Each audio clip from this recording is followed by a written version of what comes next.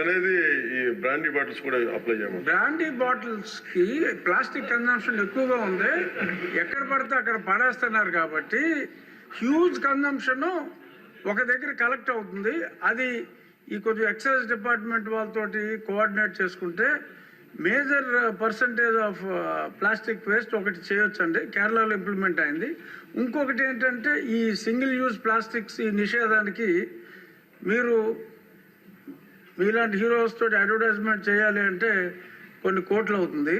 మీరు సంబంధిత శాఖ మంత్రిగా ప్లాస్టిక్ని నిషేధించండి అని మీరు జన సైనికులకి చెప్పారంటే ఎవడన్నా ప్లాస్టిక్ వేస్తే పట్టేసుకుంటారు వాళ్ళు.